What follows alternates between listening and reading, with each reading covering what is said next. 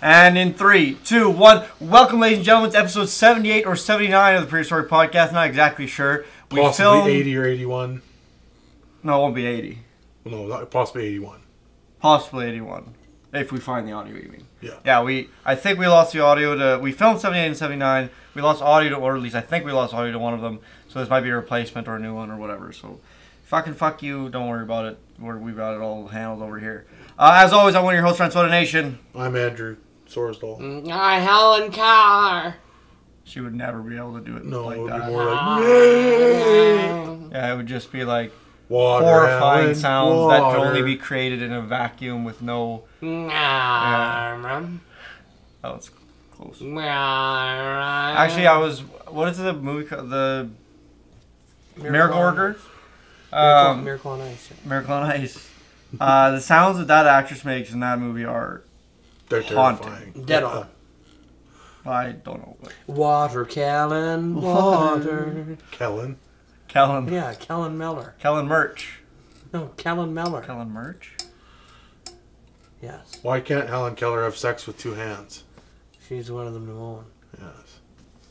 Why didn't Helen Keller scream when she fell out of the airplane? She was wearing mittens. Huh. So today I personally want to bring up a story I read. Video I watched. Really interests me. Mm-hmm. As both of you and hopefully the audience knows, I'm involved in renewable energy, so I'm better than you. You're evolved? I'm saving the planet, and I want to talk about somebody else who's saving the planet. So this gentleman from Florida, he's an experienced, world-renowned marine biologist who smashed a piece of coral and was worried. He thought that it was going to die. So he put it in a simulated ocean environment, and the coral took off sporadically. It started growing like crazy.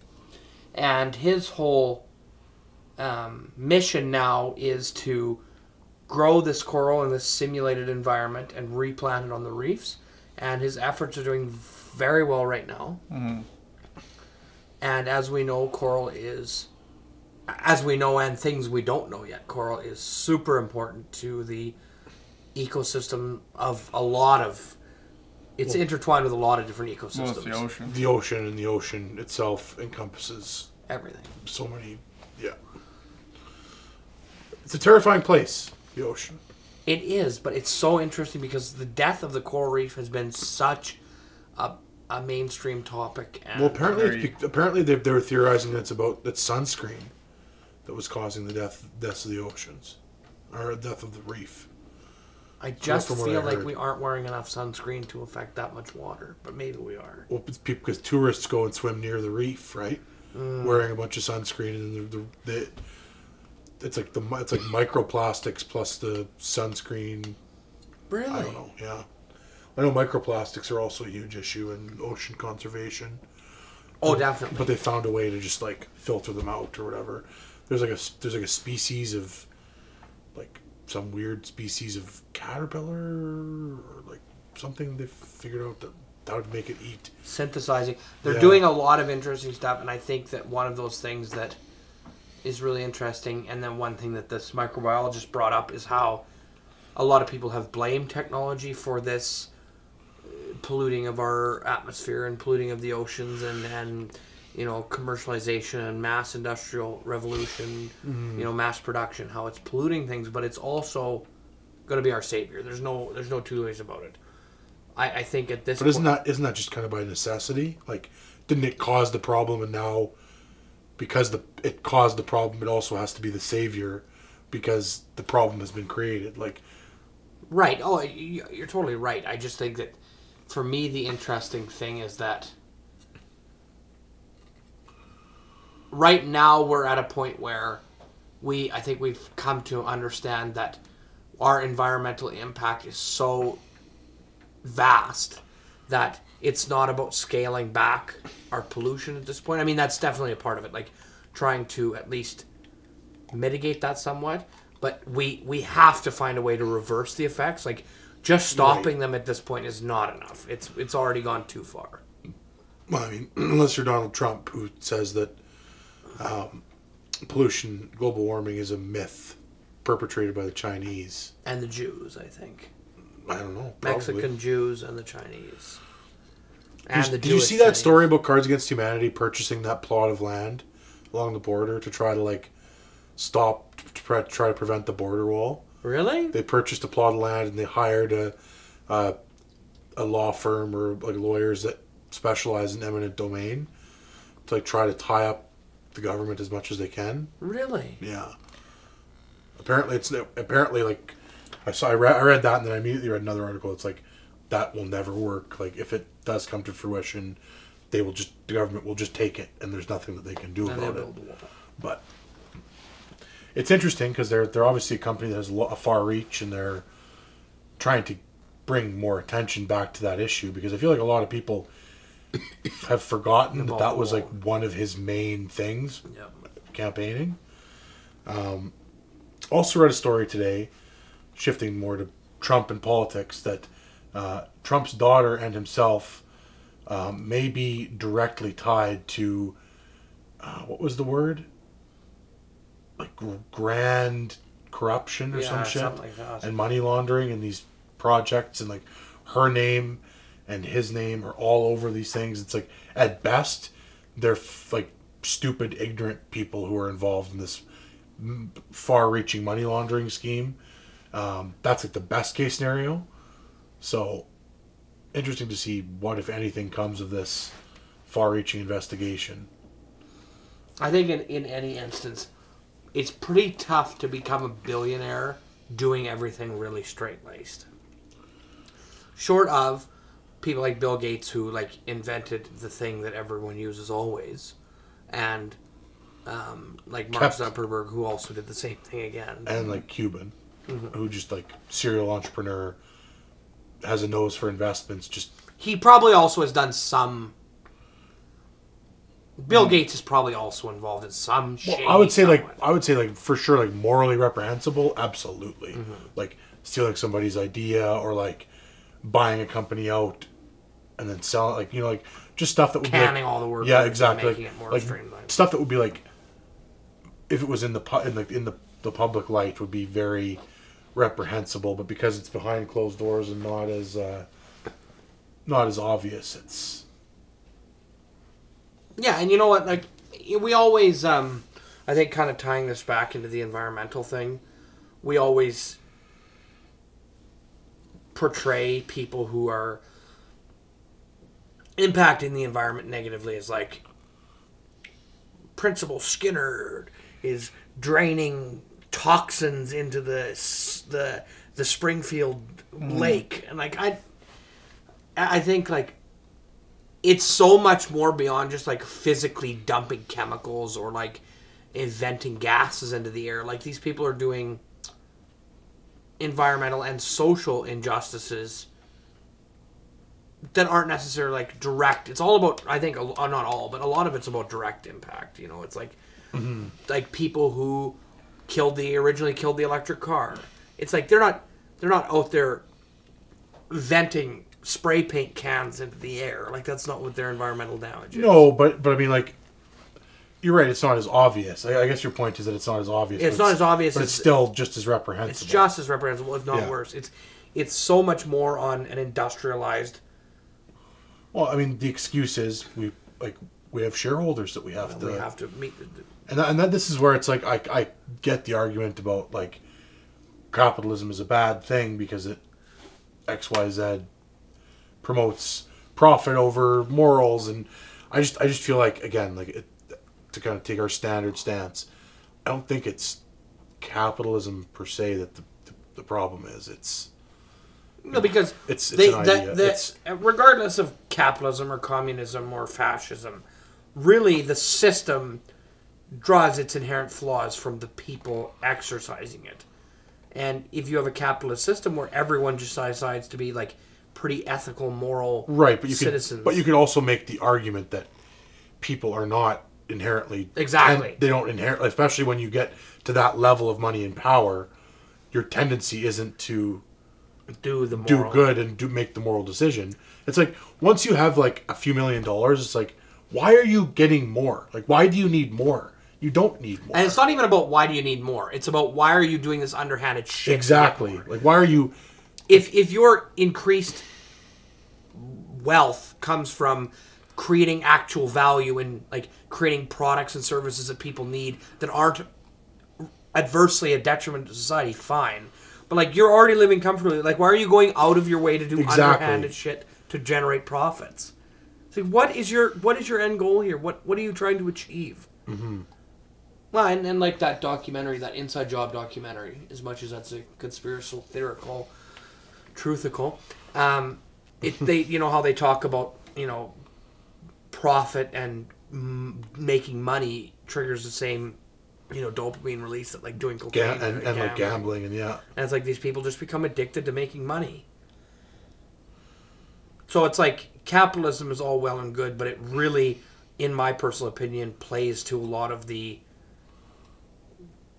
vices that are inherently in people, or at least in how our Western society is developed. I can't really speak for other cultures. I don't know. I think it's pretty universal, but I can't say for... I mean, it would be interesting to do a study on our dopamine producers and receptors and see if people in capitalistic societies or like in the Western world, if we've developed more if we maybe we produce more dopamine, or maybe our receptors are way more sensitive to dopamine or something like that, because we're constantly bombarding ourselves with that thing. Whereas like you go to a country where it's like people, because it's I would say it's not a coincidence along that line, like that we have the highest rates of mental illness over among any society. Like, people in third world countries don't have the same rates of mental illness that we do in North America.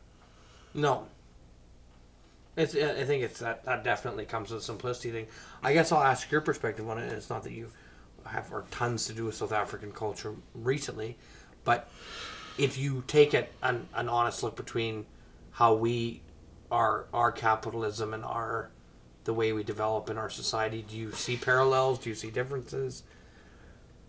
Even just like culture, like talking to your parents or talking to the people. To speak to mental illness, I guess. I'm talking more about like relationship to money, but you could talk to both. Yeah, the relationship to money to me is like I feel like capitalism is way less of a... Because here I feel like you can talk to two different people and it's still... Even if you talk to somebody who's raw capitalism, it's like it has this weird negative undertone where it's this greedy thing here, where I always feel like that. It's like capitalism is never talked about as if it's just a positive thing. Like, it's never just, yep, there's nothing wrong with this. Whereas like I feel in South Africa it's more readily adopted. And like one thing that I've noticed a lot about countries like, well, it's I would say it's 100% the United States' fault, but it's like Canada's so close to the United States that it's like the bleed over there is so like almost like tit for tat. But whereas in the United States you will have a population being like, communism has its merits, but then you will also have a huge population that's like, communism is no good. That, like, the United States taking a stance of communism is no good then bleeds into the countries that kind of look to the United States as their guiding light, and it becomes 10 times more prevalent. And so you have countries like South Africa is just an example, because once again it's a Western society run primarily by, or at least it was, I guess, like it's probably different now, but it was run by white people, and like this whole thing. And like in South Africa, it's like you talk about communism in the United States and people get mad, but it's like you talk about it in South Africa and people get fucking furious. Like it is equivalent to Satanism or evil. Like it's like that kind of thing. So in that sense, I feel like capitalism also, whereas like it's a positive thing in the United States, in South Africa it is the only thing, and it is good, and everything is evil. Yeah. And I mean, like, it might be hard to... I was going to say, would that partly be... Like, South Africa is a fairly religious country, right? Oh, big time. That's why I was going to bring into the mental illness, too. Yeah. South Africa also to me is way, and I mean, I would say these are parts. Like I obviously spend time in very specific parts of South Africa, so I don't get to see. Like I don't spend a lot of time in some of the more progressive cities like Durban and some of the coastal cities, or like Bloemfontein here is pretty progressive, but a lot of the parts I stay in, it's very much. The man is the provider for the family, and the wife stays and she cooks at home, and everyone is happy because this is the way things were meant to be, like that kind of a thing. And it's very weird, and it's very easy to overlook because you get there and everybody seems to be so good, and everything seems to be working so well. So perfect. And it's like okay, and you don't even you don't even think about it, but it's just, and that's what I'm saying is like here. It's more noticeable, and I think here we still have a lot of problems that way with families that work that way. But in South Africa, it's way, I think, anyways, from my perception, is it's way worse, and it seems like way more of a blanket thing. And being society really forced into gender roles. Yeah, and it's just like, but it's so weird how people like. It's so much more inundated there that it's like people are just like, yep, this is the way things are, and it's like I don't. It's just very. It's gotten to the point where I see people I know from there who like they get married at 21 or whatever, and then it's like, are you doing this because you want to, or are you doing this because you feel like you have to? Like you look like you're happy and you're so good and everything, but it's just like society's pressure. But is this? Are you just so blind to that pressure from society because it's just that is the way everybody our gray shirts. We all wear gray shirts. Shorts.gov. It's just like, yeah, shorts.gov. It's just like, is that what? It's weird to say this, but it's like I see a happy little family with like a little daughter, and it's like, oh, just living the American dream, and I'm like, that's something that's not right to me. Like this is not the way life isn't. This perfect thing where we all I find a man at 21 and he loves me and we have a little child and then we live in a little house. Like that's not the way things work, and I don't like. It seems like that lie is being perpetuated in that country, anyways, much longer into a person. Like, whereas here people are like, this is bullshit when they're 16 or whatever, and we all have this rebellious phase. That rebellious thing happens less, I think, because in America, if I think about it, you look at media from like the 50s and the 60s, and that rebellious thing was a lot, or in the 40s, 40s especially, it's like every 18-year-old was like, I'm going to war to protect my country, and it was like, holy fuck, everybody's so rah-rah. But then it's like you get to the 60s and 70s, and then you got kids wearing black and like painting their nails and like movement and and that thing. So like that, I don't think South Africa has had that of huge movement like that yet. Obviously, all those styles have come to South Africa, and like you have punks and goths and all that stuff. But like it never seemed like there was a big societal push towards any of those things. So I don't know. That's just, I guess, I don't live there, obviously, so it's like it's tough. I'm just kind of looking in, but it's like that's sort of and that is a perspective. Like you don't hear a lot about the white Western perspective in South Africa ever. Like it's not really a perspective anybody gives a shit about. So I mean, like it's interesting. It's an interesting dynamic I think they got going on over there. I also, I guess speaking more locally. Obviously, we talk about the slots, but like the differences, not just like internationally, but regionally. And I've noticed a big change, even like the last 5-10 years, of like the absence of religion and the less demand for the traditional family in rural areas. But it's taken a lot longer to penetrate those areas, you know. Well, especially just the province as a whole, like even in the city, you know, it's just this. It's much more progressive, I think. It's interesting to see that change, and the good comes with the bad. It's not. There are probably really good benefits to like 60s Suburbicon, perfect world shit. Like there are benefits. It's not like it's all seedy underground cults that are running this stuff. But at the same time, I think it stagnates a lot of people and obviously represses women. And yeah, that's the word. I think it's a society built on repression. And there's a lot you can get done via repression. Like if a gay person represses the fact that they're gay, they will be able to get through life a lot easier probably because like they're not going to have that same stigma and judgment.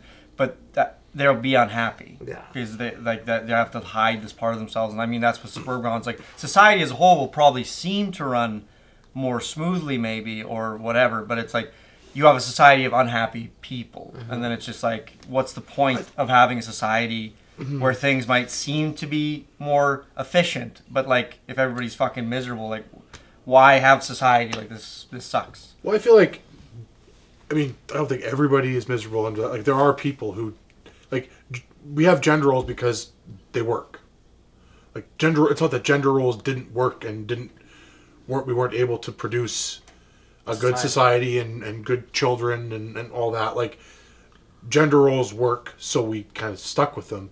The issue is when you are forcing people into those gender roles and ridiculing people who maybe take on like a different gender role, like a stay-at-home dad, because the wife has a better job, so the father is going to take on the kind of the caretaker role.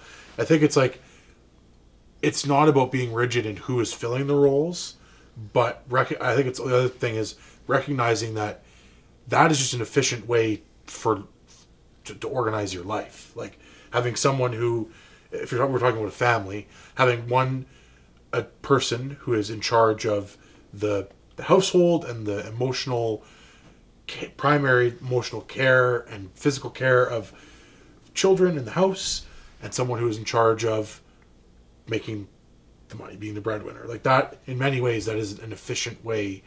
It's a dynamic that works. And people didn't do it because it didn't work.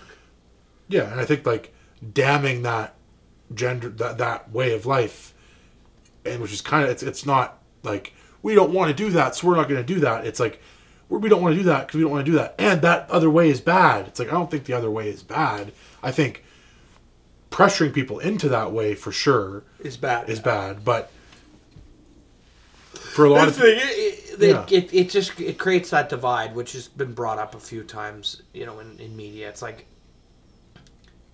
it's a complete reversal where women who don't fit into that gender role, or men who don't fit into that gender role, the other members who are still doing that are looked down upon, because it's like, we're freeing ourselves from the shackles of that dynamic. Like, why aren't you? It's like, I don't know, this works for me and I really enjoy it. Fuck that. Like, you don't like that. Yeah. So, like, not everybody needs to be a tattooed hippie. Like, we don't all need that. Like, some people need that, and that's fine, and other people don't need that. But again, I think the key thing is with any gender movement, whether it be like feminism or male rights, whatever, you can sniff out the bullshit and like the crazy people when they don't want fluidity in gender roles. That's like to me that's like the biggest, the first point that's like most important is like, should anyone have to do a specific thing? Yes or no? If like your answer is yes, then you're already on the wrong track. Yeah, exactly. Why force somebody into it? But like you said, to say that it doesn't work or that it for was a lot bad, of people, it does work for a lot of people, and it that's the thing. It's like it came about naturally. It was not a forced. Exactly, and playing into that role doesn't make you like a lesser person or like a bad person or you're you're stupider. It's just, I think there's a strong biological connection to that too. I mean, even if it's like been conditioned into us, sometimes you got to give into that kind of stuff. Yeah, definitely. I think, but that doesn't mean that we can go around destroying the reef. That is not. The biggest problem with that, from what I understand, is like they're not 100% sure as to what actually is destroying the reef. Like, I think honestly, like, two big things that are really overlooked are the reef and bees.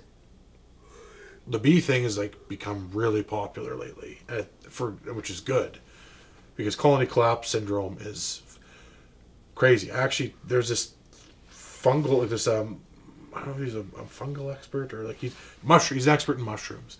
And one thing that he found is that he was growing he had a beehive and he was growing these mushrooms, and I can't remember what type of mushrooms it was, but some like edible mushroom, and like for cooking, not let's just call them psychedelic, edibles. Not psychedelic. And these bees made a hive in around this this fungus, and he noticed like he was like taking all these whatever. The long story short, I'm not going to get into the whole thing.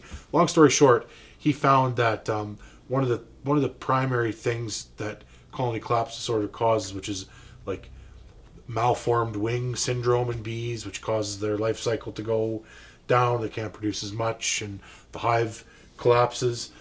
He found that when they had this symbiotic relationship with this fungi, the instances of that specific condition, disease, whatever, went way down, and the bee's life expectancy went from like 30 days to like 45 or something like that. Very cool. Yeah.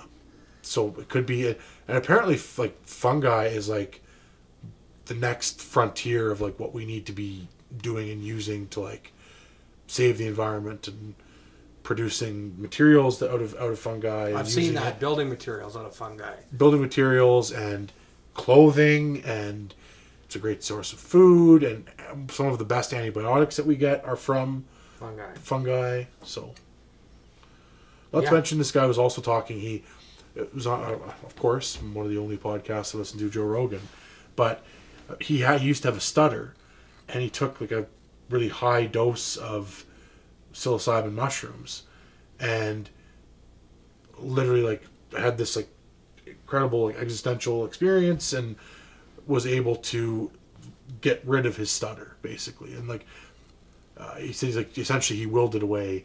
And one of the things that they found is there's a strong connection with psilocybin and the areas that it activates in the brain and speech centers, and connections that you need to make to improve your speech.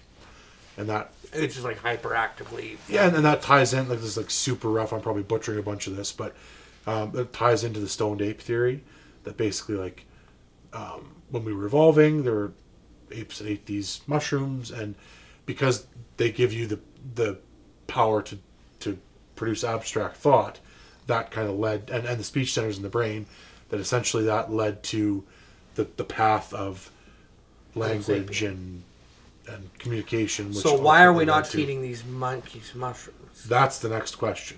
Why aren't we getting bonobo chimps absolutely fucked on magic mushrooms just to see what happens? I don't know. If I was a scientist, that would be an experiment I would perform for sure.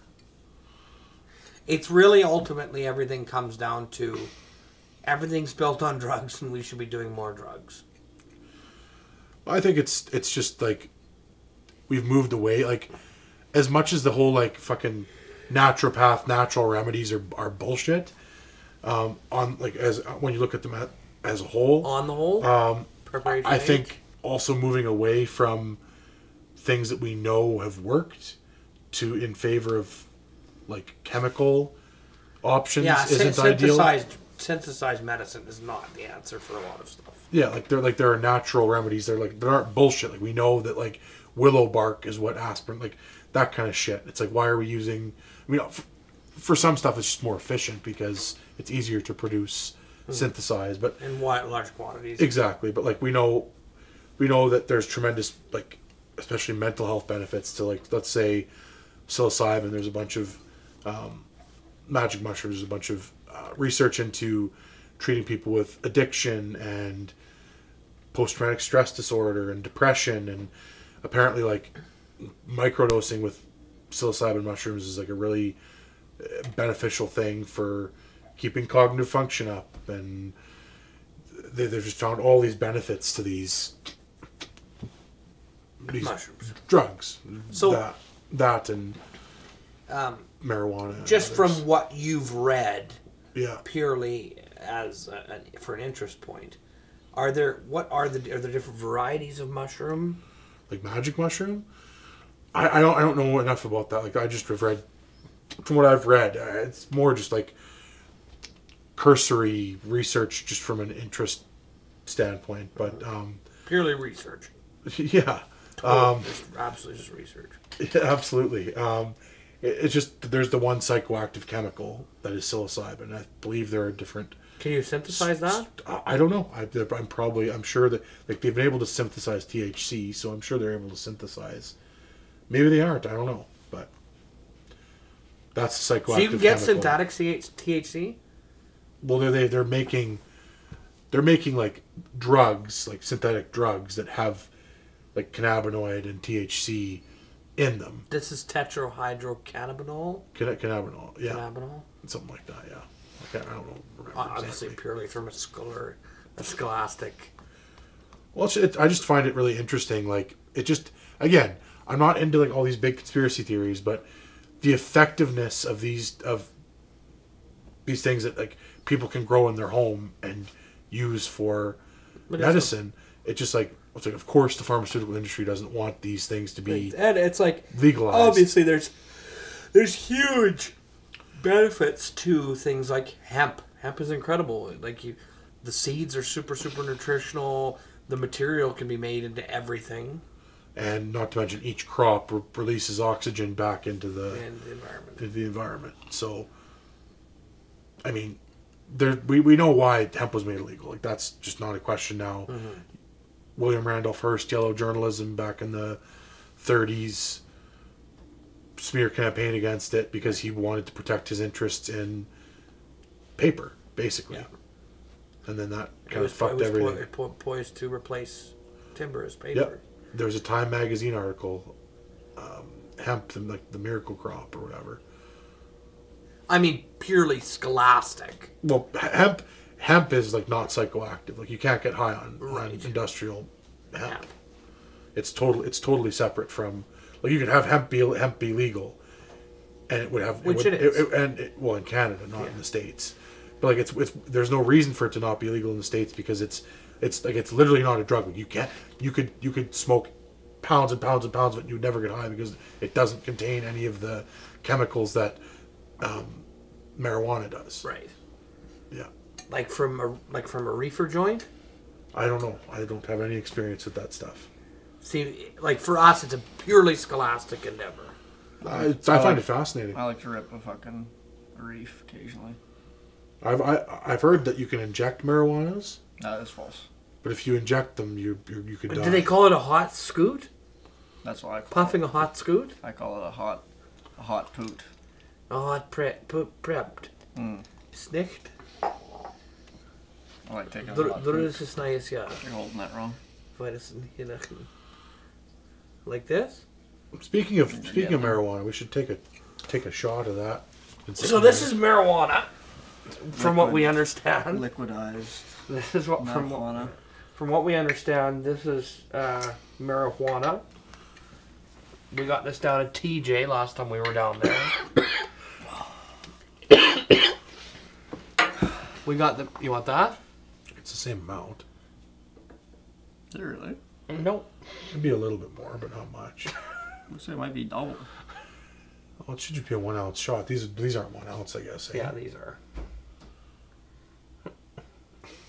Let's see how much is in this. Could just be a trick of the. Might be a trick of the mind. It is. It's a trick of the mind. There's like a little bit more, but not much. Oh, it's quite built in on the inside. Yeah. It's really not that much more. No. Boy, does it ever look like it. It does. It looks like I'm a fucking big dick player and you guys are both pussies. Little pussy marijuana. Cheers. Does that bring back some memories, Brad? Last time you had Mr. Cuddles on the podcast, you nearly shat yourself. I did shit myself. Speaking of shitting yourself, I think it's really interesting to... You saw? No. I was going to talk more about the importance. Have you heard anything about dung beetles and second harvest? Well, I know that there's entire ecosystems built off of second harvest and that elephants only digest like 10% or some ridiculous number of their food.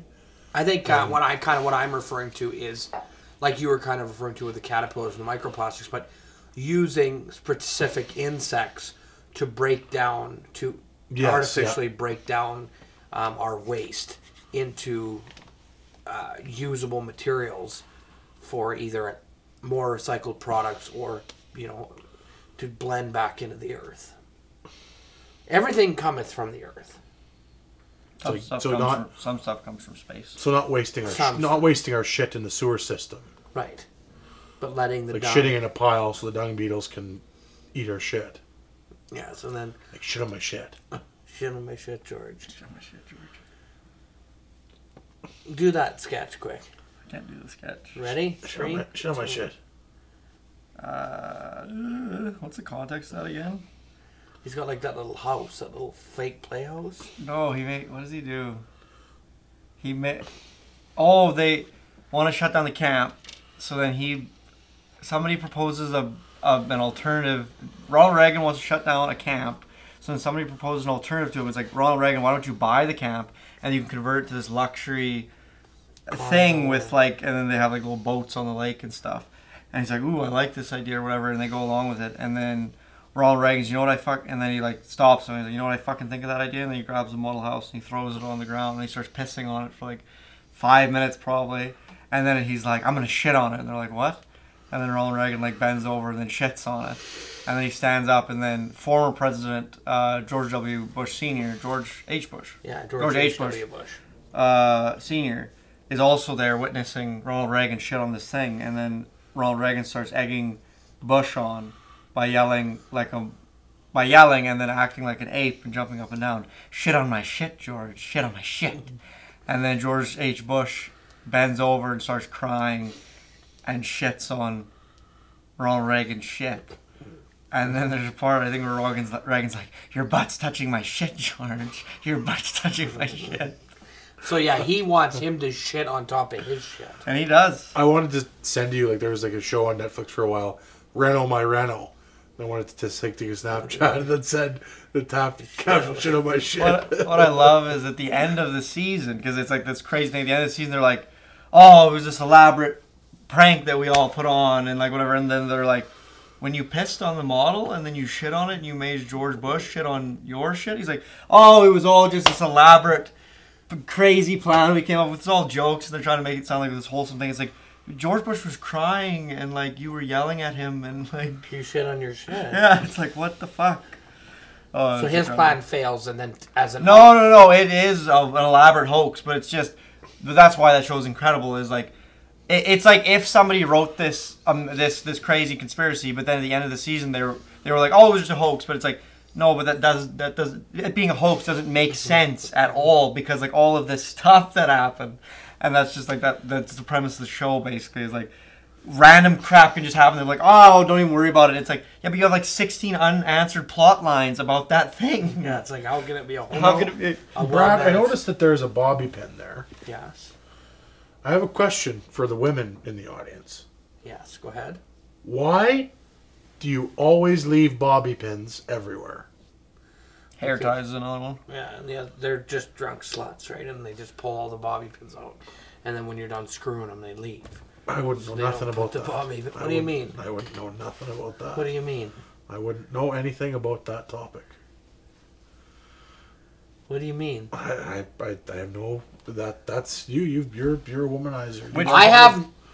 There is no evidence directly linking me to sexual intercourse ever. I don't... What?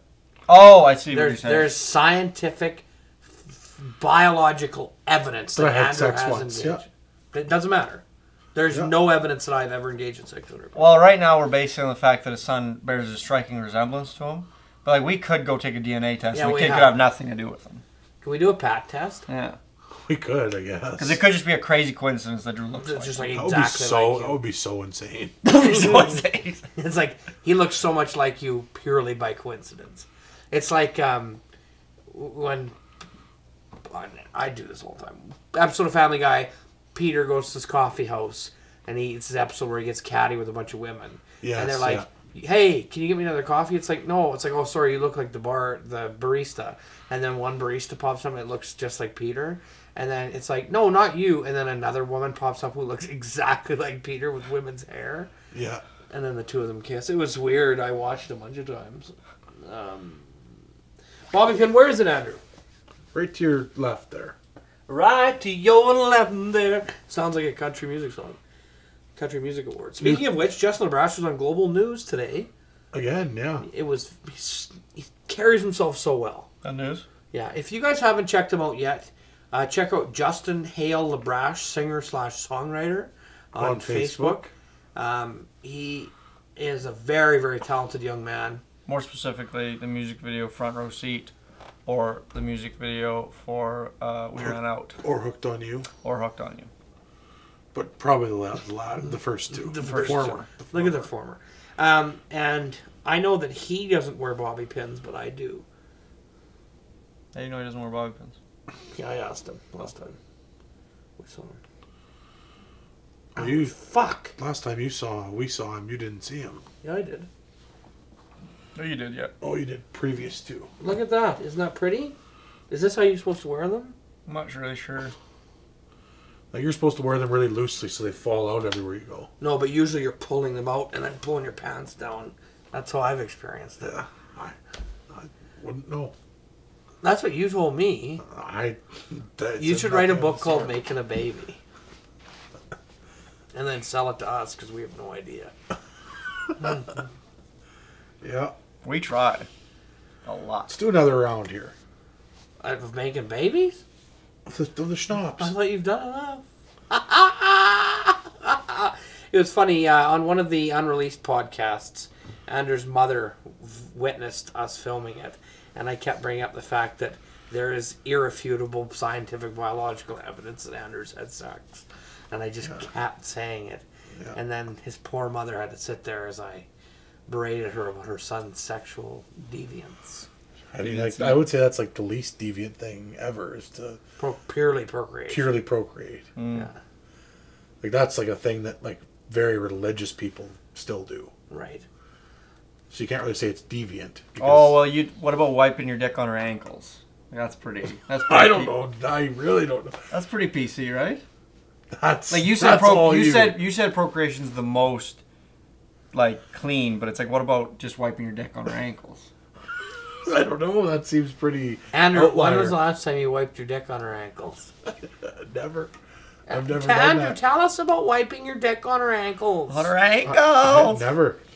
Can't say that I have. Or smeared it, or however you want to word it. Smeared. I'm the only one of us who's not in any type of attachment. I have no attachment or relationship. Any type? Any type? No type. Any type? Zero type whatsoever. Type 0. That was what? Gundam Type 0? I don't know. Something's Type 0. I know about Gundam Wing. I know about Gundam or Seed. F Type 0? F-Zero is a Nintendo game. Oh, I thought it was Type 0. No. Well, there might be like a sequel. F Type 0? Sub-Zero is the original. The original. And we're all going to take a quick break while Brad shuts the furnace off before it starts. A quick break? Take a quick stand up for 5 seconds. Oh. No, the F-Zero was a title on the SNES, I think. F-Zero Racers? Yeah. And it looks awful now. So, why don't we talk a little bit about wiping your dick on her ankles? You talk away. I'd be fascinated to learn about such a topic. Well, how can you learn about something you're a master of? I mean, I am not the black belt. Your friend might be the sensei of that. There comes a time in every man's life when he has a son just before wiping his dick on her ankles. Oh, that's assuming a lot of things. About we actually just like put up it was like Orthodox Jew style. We just one time put a sheet up. Did you wipe your dick on the blankets or on her ankles? I cleaned myself off on the sheet. Here's to wiping his dick on her ankles. You know who you are, lady. Never. You got your dick wiped, ankle wiped. No, never once. I'm not going to cheers to that. Might as well kill this. Can we take a very short break, please? That's very tough for me to have that in my mouth. That's what she said. Fran.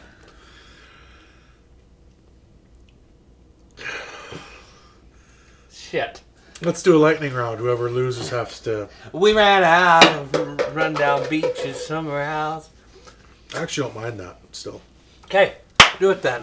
I will. I'm going to take my time. Do a shot right now if you didn't wipe your dick on her ankles. If I do, the topic is over?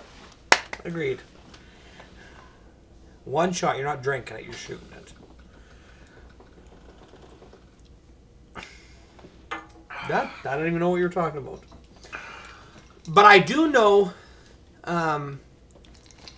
about an amazing new technology coming out of the University of Calgary, and it involves carbon capture. So that's essentially what this device does is it captures carbon in our air, converts it down into a condensed solid form, and that condensed solid form can, if desired, be turned back into a carbon-based fuel. Coal. Petroleum, gas. So, this concept on a large scale could conceivably be renewable, non-renewable energy. Well, using energy we've already burned. So essentially, all we do is we use these devices on the whole, preparation age, to bring the What's the efficiency rate of that? Like, how much are you getting back from what you put in? Because there's no way you get 100%. So, like, what is the actual return? I guess you're using more energy than you're creating. That energy cannot be created or destroyed. So, like, you're using energy to capture energy. I meant more like if you have, like, 3 pounds of coal and you burn it, then, like, what? How much? You're not getting 3 pounds back. Of coal back. You're getting, what would you get back in equivalency, would you say? Like, what is the efficiency rate of you can recapture all that coal because you're not burning coal to produce the energy to capture the coal. Right, but some, there's no way like some of it will be lost in the Well, process. it's just like it turns into different. It doesn't all turn to the same thing. Oh, I see what you're saying. Like, what is the waste product? Yeah, like what? It's a very small percentage. It does recapture a significant percentage. So yes, you're right. There has to be some byproduct. You can't perfectly recapture that product. That's what I'm saying. Is it like is the efficiency rate enough that it's like we should be switching over to this thing, or is it like no? We should. It's a novel. I mean, the whole point should be to. I mean, this is purely theoretical. Like, people are saying we use these devices to bring the carbon level down to a comfortable zone, and then we just keep recycling that carbon. That's true. It's like you can just suck it out and then not use the solid the waste. excess. Yeah. But that's what she said. The goal really is to convert everything over to renewable energy. Everything runs off of electricity, and then we use these carbon capture devices, bring the Earth's carbon level down to where we want it, and then everybody's hunky-dory. We clean all the plastics out of the water, replant all the trees. Fuck it, we did it. Take everybody out of the northern territories, everybody. Set up 15 nuclear plants, run the world for the next 500 years with 15 plants. I say mass population calling. We don't need to. We should. We have enough. We land. should anyways. Like we're going to reach our carrying capacity soon. We're not. Well, no, we're not. The thing with the carrying capacity, it's always been factored in with the environmental damage we're doing to the planet. So it's like there is at the current rate of environmental damage. We're already not producing enough food for everybody. But we're well on our way easily. Yeah. But not if everything with the bee. Well, not if we can't figure out this bee situation. That you're right, but I mean that's for everybody. It doesn't matter if the population gets larger or smaller. If the bees go extinct, we just die. Yeah. And if the coral goes extinct, we die. And if all the trees go extinct, we die. And if the sun gets too hot, we die. But on the whole, I think that preparation age does feel good. So, a lot of the one factor a lot of people don't go into as somebody who's involved in food creation, as a father, as a business owner, as a tycoon, as what's your let's come up with Brad's title before we go into this. You know how on Dragon's Den, like she's like a marketing maven and so's whatever, like a business tycoon. What's just a guy? Dad. Well, he's your dad, yes. That's the title I've chosen. But when he's on Dragon's Den, when he's inevitably on Dragon's Den or Daddy If I see him on the TV, I go Daddy. Like you would be or maybe Pata, Pope, Topo. energy baron. Like, is that Topo? Energy baron. I'm a fucking baron. I'm a guy who lives in Sutherland. I hope it says that guy who lives in Sutherland. Okay, so anyway, as I was saying, if you think about it, a lot of our ability to feed the world doesn't necessarily come from our ability to produce food. A lot of it has to do with transportation and waste. That's a good point. We waste so much fucking food. Especially in North America, yeah. Oh, big time. And not even like talking about like per household what people waste. Like what grocery stores throw like, away that's not even bad. No, What causes devastation in some of these third world countries? It's the pursuit of energy creating objects, or not even energy, but it's just like in the rainforest, it's cutting down droves of trees, which then like eliminates a lot of people's means to like how they used to get food or like make their livings. And in Africa, a lot of it is mining, and it's like huge companies come in and they take all the natural resources, and it's like the people there are then left with nothing. They have nothing then. And in addition to that, their entire like area of land has been destroyed. So it's like that sucks. So if we convert to a lot of problems that cause global like starvation and hunger would be eliminated just by switching over to renewable resources. And I mean, other things that we can focus on. This for the years, like since the 50s, this whole idea of like pure energy, like infinite energy, free, clean energy, and like of course I have a vested interest, but like the sun is going to fucking keep shining and keep giving us energy whether we like it or not. And if we are able to cover enough surface area of this planet to serve everyone's needs, then we can do ridiculous shit like put a forest grove of oranges outside of Saskatoon inside a climate-controlled facility. Mm-hmm. So instead of shipping oranges from fucking Florida, we can just grow them right here. And we can start relocalizing those things. Florida would probably be pissed off.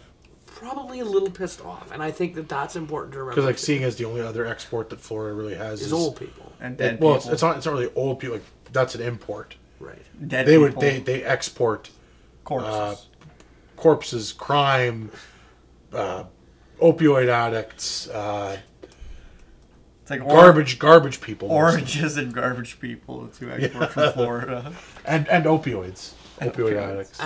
Like one thing that I think is really hilarious is that, you know, I was talking with Brock about producing solar energy on such a scale that's like, maybe we'll just heat the barn. Like we'll just heat my family barn all winter off of free energy because who fucking cares? It's like, it's completely uninsulated. Like it's just wood out in minus 40. Just have a But if you have free energy, you can just put enough heaters in to heat the building no matter what it is. Mm-hmm. Like, let them run 24 hours a day. You can just hook a heater up to a solar panel. Like, just have them run forever. Well, especially once... The thing with solar energy has always been, how do we get the panels at their peak efficiency? Yeah. Because we're still only running at, what, like 60%? Yeah, something like that, 60 or 70. I mean, which is still good. It'd be a very powerful... You do a very powerful video where it's like you just do statistics of how many people die of cold, and then take something that's super like luxury. I can't even think of a thing, but something that's luxurious, something that doesn't need to be heated at all,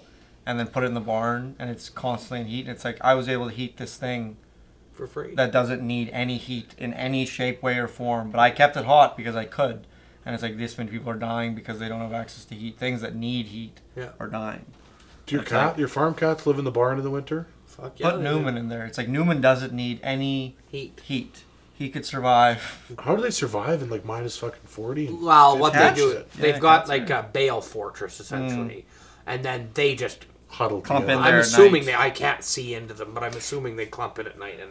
And the thing is, like, wind chill is a huge factor, and obviously they're getting cold. If they're out of the wind, but as long as like that's insulated, right? Like they're not touching surfaces that are freezing. Mm-hmm. The hay isn't freezing like the same way that. And as long as they get into large groups. And, cats make a nice little fortress. And they screw. I imagine they screw a lot to stay warm. My cats screw a lot.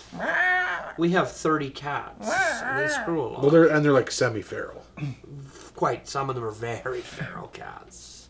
No touchy for the cat. What feral cats? Oh, but like you feed them, so they're not like fully... Yeah, but we feed them as an offering for them to keep slaying mice. It's like I guess like how raccoons eat from dumpsters. They're as not feral as a raccoon who eats from a dumpster. It's just like that's fair. Yeah, they expect certain amount of food in payment for carrying the mice, or they'll come and cut your throat. And occasionally, Gary will do a culling.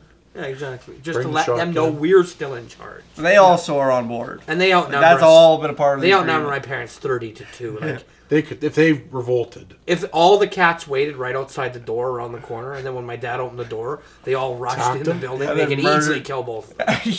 Easily. Easily kill both. I love that scene in Malcolm in the Middle.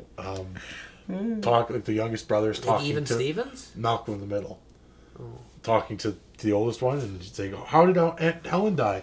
Cats ate her face." Dewey, that can't be the real story. Put Dad on. Dad, how did Aunt Helen die? Cats ate her face. I don't know. Dewey knows more about it than I do. And hands the phone back to the younger brother.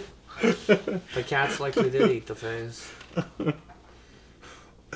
I think it's important to keep your cats fed and watered.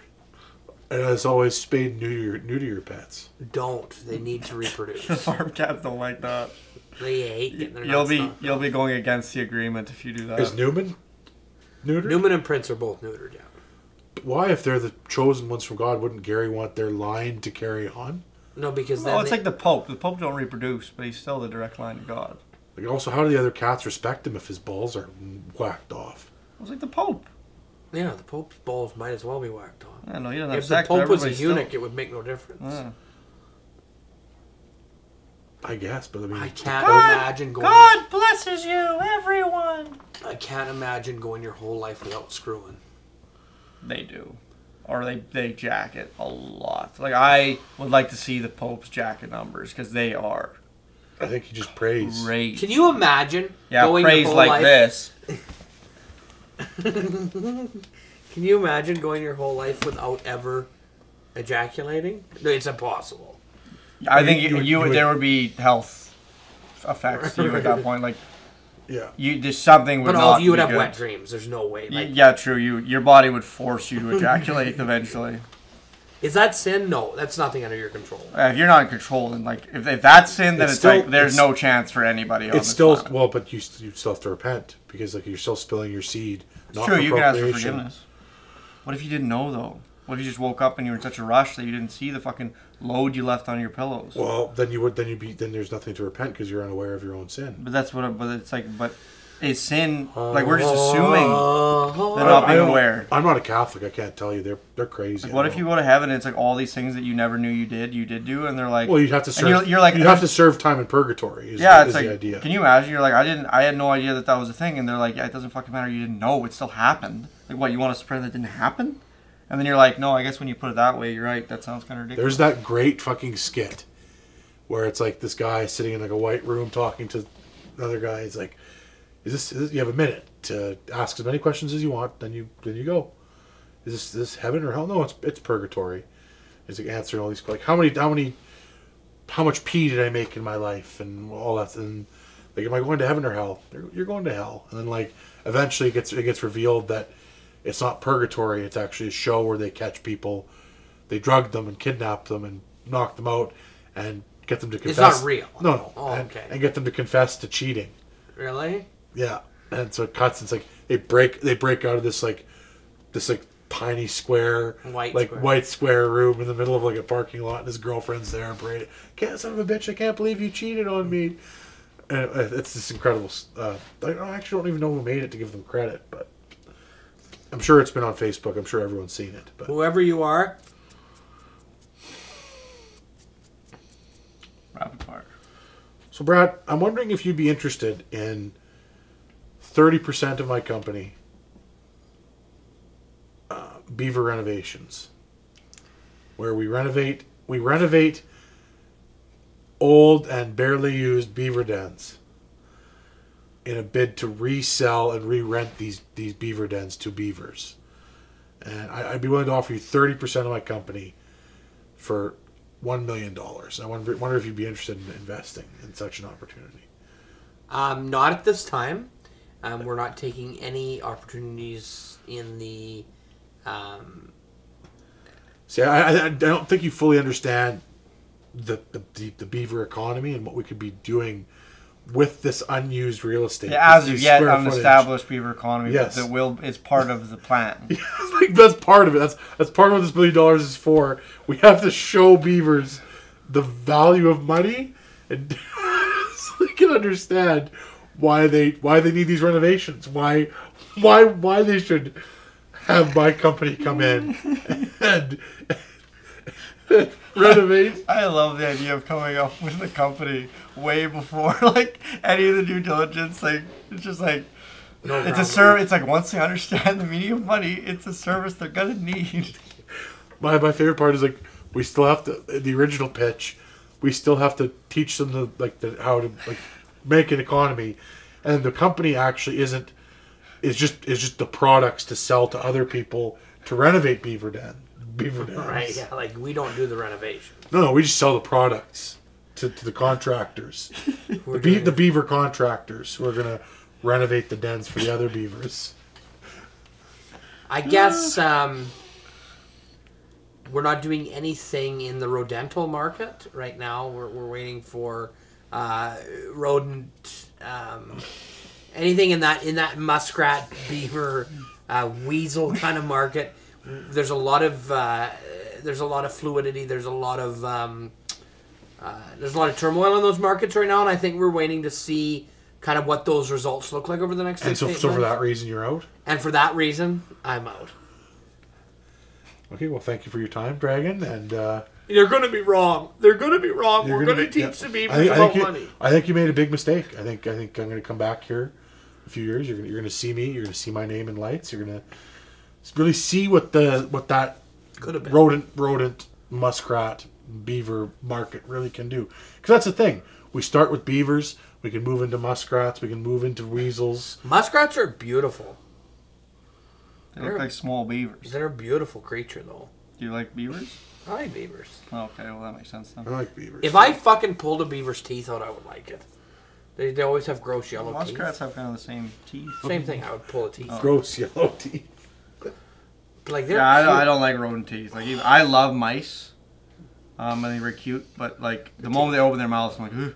I really am now going to go watch a video of baby beavers because I bet you they're fucking so adorable. Yeah. This is the dawning of the sea otter. Yeah. Otter muskrat beaver market. I will smash your skull like a clam upon my tummy. Well, we're just about out of time. Well, we are at time. We're at time. So thank you guys, as always, for joining us on whatever episode this ends up being. And don't forget to check out my Kickstarter. We're gonna make this beaver dream happen. We're gonna start this company. We're gonna teach beavers, muskrats, and eventually weasels and otters. And for the value of money, the low Kickstarter investment of just $463, we'll get you a sticker. Yeah, you get a sticker that shows that you support the beaver economy. Mazel tov. That is a one-of-a-kind sticker.